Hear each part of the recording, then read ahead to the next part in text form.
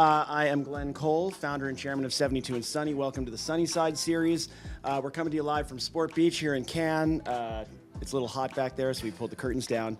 We're celebrating the intersection of sport, culture, and fandom here over the last 2.5 days and the rest of the week. I am joined here by Anton, who is the president of Mars North America, and also a pretty impressive career at General Mills before that, and a collaborator on our shared relationship with the NFL. So I'm really excited to be in here with you, man. Very good. I'm very excited to be here. I love the whole concept of Sport Beach. I mean, I think you guys are sort of like the central focus of the chalet here. So it's just really good to be here. Good to talk to you guys as well. Oh, that's great. Yeah. Well, we're Damien and I a few years ago. You know Damien Journey, our Chief Growth Officer. We were doing the laps up and down the Croisette. And we work on most of our businesses around sport. Right. I'm like, why is there not like a sport? First of all, I want to go play sports. Yeah. Second of all, where are all the sport people talk? Where you can just hang and talk like real talk about what's going on in that side of in that vertical. Right. Sport Beach. Yeah. So we're happy, and you know what? The fact that you're here is really validating and authenticating for us. So thanks for being here, man. No, thank you guys for inviting me. You bet. Yeah. Now, on that note, what did draw you here? Like, what was your? Obviously, you're probably doing all the things that are done for somebody like you in Cannes. When you come to Sport Beach, do you have an objective here? Is it kind of passive? Is it really active? You gotta.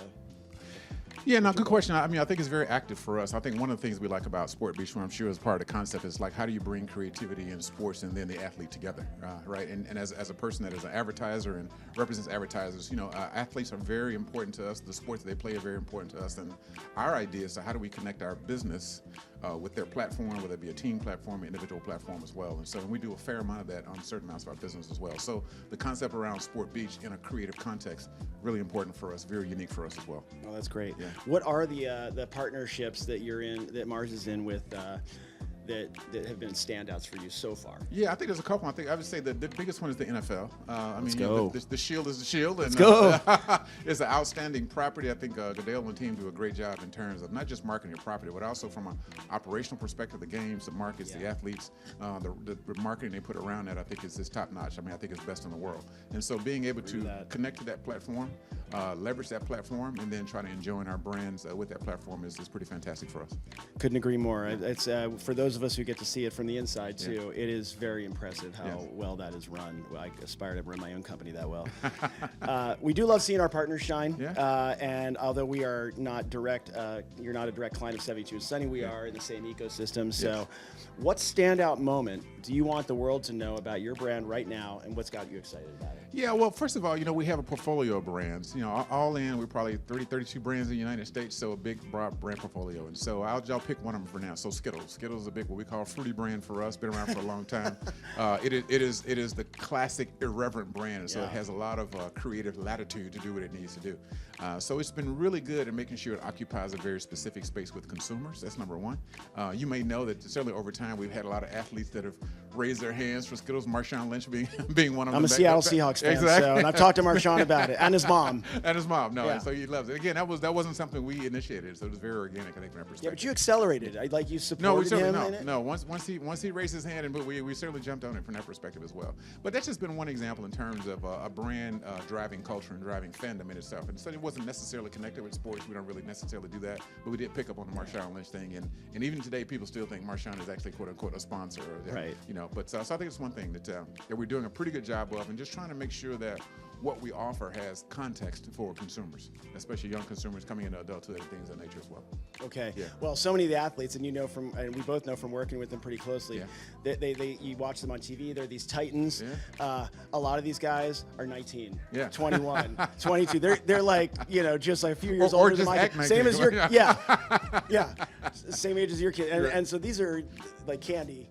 Yeah. The Mars products are still very it's very relevant. They are consumers. So I think you already have a great organic role there, and I think some brands do try to, sometimes there is deep purpose and meaning, but sometimes it's also just be like part of the culture of just daily life. No, absolutely. I mean, one of the things we try to do with our brands is to make sure they are a part of culture, because we figure, particularly, the majority of our brands can drive culture, in its own context as well. That's number one. Number two, we try to keep it simple and keep it fun. Yes. It's not overly serious. Our brands are really built in a very definitive way with a sort of strong DNA to it, but at the same time, we can't lose the fun element, and that's what keeps us relevant. That's what keeps us resonating with consumers as well over the arc of time and across multiple demographics and cultures as well. I can tell you, as somebody who has run and is running a creative company, the work you guys have done, and I'll just single out Skittles for now. It's so magnetic to creative people. It is so kind of radical. You've leaned into it, as you said. We've tried to. It's hard to do. There are not that many. I mean, we're at the Cannes, Lion Festival of Creativity. We're trying to find the best stuff out there. Right. I wouldn't be surprised if Skittles is in it every time. Yeah. And I think magnetizing the best talent out there is important. No, it's absolutely important. So we haven't connected to sports yet, but could be happening. Let's go. Let's go. We're talking. Listen, as we gather here at Sport Beach, we're experiencing the intersection of sport, creativity, and, as you said, culture. How has your brand leveraged sports to drive growth and fan engagement? That could be through social. And how is it, or not? And how has it evolved maybe in the last year or two? Yeah, really good question. I mean, I think the most obvious example is our sponsorship with the NFL. We talked a little bit about that earlier as well. One of the things that we've been able to do is not just sort of plug into the whole NFL ecosystem, but also try to bring dimension into that activation as well. And so, of course, we're leveraging the badge and the brand shield in terms of all the ways that it should be. But also, we get multiple dimensions with markets, with teams, with players as well. I think it's been incredible. Then I would sort of say from, we talk about Super Bowl, and so we have a big presence at Super Bowl. We use it as a big customer event. That's great. The biggest part of that customer event is something we call Snickers Training Camp, where we invite 5 of the absolute best young players defined as 3 years or less in the NFL to come and really spend some time with our customers.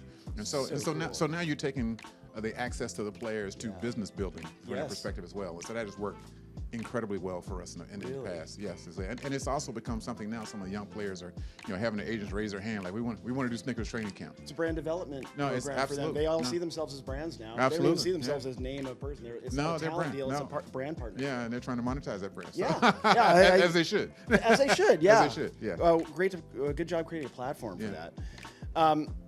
Well, on that subject, how do you look at fandom? How do you define it for yourself, or how does your organization define it, fandom, and how is that impacting your business? Yeah, I'll give you some old marketing speak. We used to talk about brand loyalty. So I would sort of say it's on a spectrum from sort of having someone that knows your brand and engages with your brand and consumes your brand to really being fanatical about your brand. So we define that as fandom. Like, how do we get somebody that not just likes it, understands it, engaged with it, is a champion, talks about it, leverages it, so on and so forth. So it is that next level of what we used to call brand loyalty, sort of in marketing speak as well. So we see ourselves doing it. I think the thing that has changed is it's not just a big campaign, let's go get them. It's like, no, you have to really activate against your consumers in a very consistent way. But it needs to be contextual, right? It has to be a part of their world. It has to be a part of their activity, and they have to see themselves coexisting with your brand versus always driving messages at them. Social has been a big accelerator of that as well.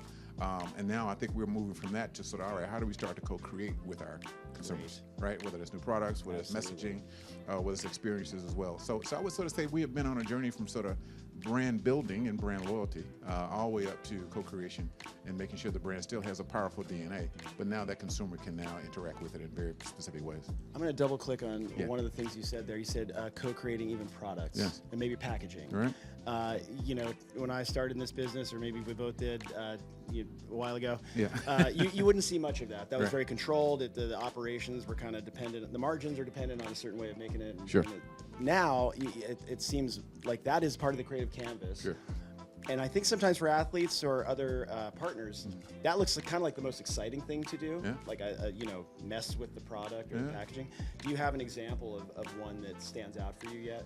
Yeah, no, I'd say not yet from a packaging perspective, because one of the things you have to realize about the food business is that we're highly regulated, right? And so there are things that we have to have on the package, so on and so forth. And so as we start to build creatively those packaging hierarchies, we got to make sure that we're very focused on that. Because the first job of packaging in a physical context is to communicate, right? To communicate what it is, what's inside, and then, federally from a legislation perspective is what are the contents, what's inside, what am I putting in my body as well. So that's a super high bar. that anybody in food understands. We have to clear that as well. But what we do get a chance to do is we're doing something on a promotional perspective, and driving something that can be what we call in and out, limited time only, those types of things as well. We do offer consumers, particularly athletes, if we find like we have a strategy and audience we're trying to attack as well, that can make some tweaks to that as well. So it's a real opportunity for us to make sure that we're leveraging that. And you're right, you know, I had to be honest with you, we still want to control it. We still do control it. But I think we have to be smart in terms of how we do it, and then how do we build platforms around that, and then attach our platform, in this case, to an athlete's platform as well, where we're trying to achieve a very specific objective in a very specific point in time. Yeah. I'm going to pitch an idea right now, which is Marshawn times Skittles times Lego. I don't know what that looks like, but it sounds awesome. So there you go. There could be a lot going on. I know the guys at Lego, and I'm getting to know you. So let's talk. I'll give you a story. The guy who's a longtime VP of marketing at Lego started with me at General Mills way back in the day, Michael. Yeah. Okay. Well, the creative leader down there is almost a lifer at 72 and Sunny. So we're gonna have a separate conversation about microphones. That's good. Hey, listen, you know this. Brands have the power to shape culture and impact worldviews while you're doing it. Yeah. What are you most proud of in accomplishing on that front? Yeah, I think there's a couple things. You know, our biggest brand in our portfolio is the M&M's brand. It's a big global brand, and one of the things we did to its DNA probably about 3 or 4 years ago was sort of take it from fun. Fun is sort of the universal sort of top of the house, if you would. But we also expanded it to mean belonging. We said everybody should be able to access this brand. And I think the beautiful thing about M&M's is that, you know, we always talk about diversity, equity, and inclusion, but the way that the brand is built, multiple colors, multiple sizes, so on and so forth, we wanted to make sure that everybody felt like it was a brand for everyone. And so this whole concept around belonging is something that we've been on now for 2 or 3 years. And that gives us a couple things, a real foundation from a purpose perspective around what we're about, but also from an activation perspective as well. It allows us to go after, in our case, multiple targets and trying to sort of drive engagement and drive growth as well. So that'd be the one that I would sort of say from how we build the brand, how we've embedded belonging in the context of fun is one of the things I think we've been pretty proud of as well. And again, it's given us a creative landscape for us to go a lot of places. We don't have time to dig into it here, but to give you your flowers, what people should know if they don't, as I understand, you are the recipient of the Impact Award for MLK Foundation for Social Change. Yeah, that's incredible. No, it's a big deal. So it's not me, but Mars. Okay. Mars, the organization I was accepting on behalf of Mars. But you know, we're in a very boss. Yeah, well, but we're in a very interesting space now, and it's a conversation we should all be having. But I think for us, it was just the acknowledgement that you know, look, we believe diversity is for everyone, and I think this is the way we've always approached it, yes. Regardless of how you put labels on things as well. And I think the acknowledgement of that, but also doing real work in all the communities that we serve around the world as well. So it was a combination of the social piece, but also investing in communities, you know, which is very, very important for us. You know, we're a $50 billion global company. We do business in every corner of the world. So it's important that our company brand be strong. Our principles are not just words, but they're activated. And I think the King Center saw that and awarded us as a result of it as well. Respect. Yeah. What's the next frontier for your brand, and how are you prepping for it? Yeah, I think there's a couple things. You know, it's interesting, and especially being in the agency world, you're aware of this. Just, you know, AI is going to change our world. I think it's going to change our world in good ways. And so I think it's understanding not just the technology, but how do we apply the technology? How do we make sure the human is always in the loop on that? Because at the end of the day, you can't go and legislate creativity. You know, it is humans coming up with ideas and putting stories out there for people to go activate against as well. But I do think the blending of the technology with real human creativity and using both of those things moving forward is something they're really, really, really like hitting hard on as well. And then how do we get a consumer from, you know, how we get from the top of the funnel to the bottom of the funnel, but still have everywhere in the funnel still be a very, very rich experience on the way to transactions. That's very, very important for us, and we don't think it's a top of the funnel thing, a bottom of the funnel thing, but it's a whole funnel thing. And I think technology like AI, with humans continuing to be in the loop from a creativity perspective, is going to allow us to really power all of our brands in ways that we couldn't have in the past. That is be optimistic, and I share that point of view on AI. It is a great opportunity for all of us, as long as we it is not hit a button and walk away. We're not no buttons to walk away. It's also humans who are the consumers. Exactly. Until that changes, those are who we have to connect with as humans. Exactly. Being at Cannes, what's the one thing that's exciting you the most about the industry? I guess in general, in this case, the marketing industry, creative industry. Yeah, I think there's a couple things. You know, I think on a couple of platforms, but I just see the fusion of a lot of things. You know, we got sort of the basic creativity and like the creative community, but then as you guys are represented at Sport Beach, we're bringing the athletes into it, we're bringing celebrity into it, but also now technology as well. So you know, I see the convergence of so many big things. And I would sort of say in the marketing community, that's relatively new. You usually had one thing or another, but when you put those three things together, that's number one. Number two, we are in an attention economy. And that attention is short and tight, so you better be good because you don't have many chances on that front as well. So I think it's forcing us to sort of think bigger, broader, in a much more integrated form. We talked earlier around how do we put consumers in the process in terms of co-creation. So those are cute words, but really, like, how do you do that? Like, who's really doing it and who's really doing it well? I think that's the second thing. And I think for me, I come here to see what's good, what's happening, right? I always try to sort of say our bar is very, very high, and we think we do pretty good stuff. You come to Ken, you're like, oh, maybe we could do a few better things. So it's inspiration. I think for us as we come to Cannes and just see what other great creatives are doing, what other great agencies are doing, how agencies and clients are working together in very different ways. I talk to a lot of clients, a lot of advertisers, and just trying to understand is, hey, look, we all bring value to the table. The question is, how do we leverage that value together to go and build a business and grow? What I really love about what you just said there is you got your your competitor mindset, former baller. Yeah, exactly. And you've got your learning mindset, which is like just show up curious. At 72 and Sunny, we have we kind of take pride on being at the intersection of a performance culture, let's fucking win, and a creative culture, which is play, play to win. So and they work together. They work together. Exactly. I'm going to do a speed round here at the end. Cool. I do it with everybody. I know everybody says oh, and then they enjoy it. It's easy stuff, man. No problem. Whatever comes to mind, just say it. It's easy. All right. First, a softball pitch. Sweet or savory, and why? Oh, wow. That's a really good one. I'm going to say both. I'm going to need an example then. No, let me just tell you now. Look, because everybody always asks me like, which one of your? I love all my brands, but I am a big peanut M&M fanatic. I love. Okay, you actually had a great example. I have a love for them, but I'm also and you're on brand. You're on point. I'm on point. I'm on point. But also, I would say from a salty perspective, I can't get past a good Dorito. Love Doritos. I am a Dorito fanatic. If you put a bag of Doritos in front of me, I'm going to eat the entire bag. It's going to happen. It's just. That's not for you. I don't care how big the bag is. Yeah, I don't care how big the bag is. How small. It's gone. Okay. Yeah, I got my Christmas gift for you. Second question. If you could have dinner with any person in the world, dead or alive, who would it be and why? Yeah, a really good question. I'd say Nelson Mandela. Oh, that'd be like a great answer. Yeah, no, it's for so many reasons, but what I'm really tapped into him is just, man, like the bravery, the courage, the consistency, the conviction, and then overcoming. Being in jail for 27 years, coming out, being the president of a free South Africa, and seeing his dream and his aspirations sort of come to fruition as well.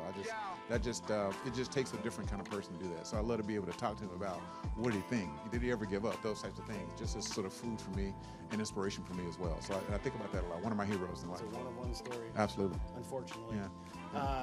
Last question. The people want to know, Anton, what is your go-to hype track? Like when you got to get pumped to work out, when you're trying to figure out this content, you're like, I got to get pumped. Man, let's go. What do we give it to us? I have. Oh wow. Okay, now you talk. Well, let me just sort of say this. I'm a big Jay-Z fan. Okay. I'm a big Meek Mill fan. So between Jay and Meek, it's something flowing in there. Anton, thank you so much for being here. I've really enjoyed this. And thank you for coming to Sport Beach. That's it for now. Be sure to catch this chat and all the others on the 72 and Sunny social channels, the Sport Beach channels, and try and find this guy in the streets because he's an inspiring dude. Great. Thank you, Anton.